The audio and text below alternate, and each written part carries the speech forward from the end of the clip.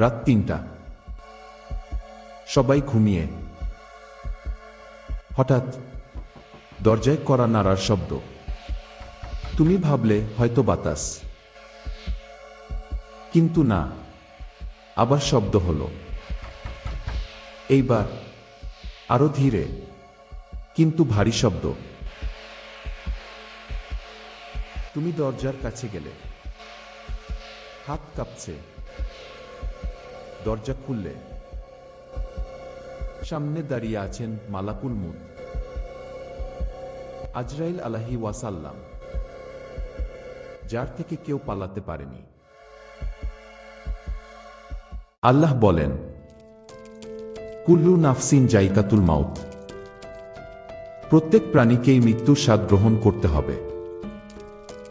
আজ তোমার নাম ডাকা হয়েছে। মুমিনের রুহু যখন বের হয়, হাদিসে এসেছে, সুগন্ধ ছড়ায়। ফেরেশতারা হাসি মুখে গ্রহণ করে, কিন্তু কাফিরের রুহ টেনে বের করা হয় কাটার মতো, যেন ভেজা পশম থেকে লোহার কাটা টেনে বের করা হচ্ছে। এখন প্রশ্ন হলো,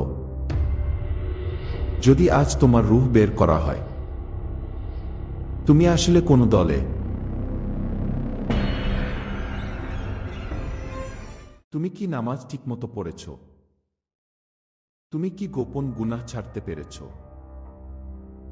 তুমি কি কারো হক নষ্ট করেছ? মালাকুল মউত কিন্তু সময় দেয় না, সে শুধু আদেশ পালন করে।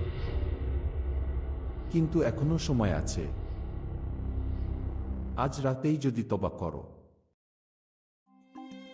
তাহলে হয়তো সেই ফেরেশতা তোমার জন্য রহমতের সংবাদ নিয়ে আসবে।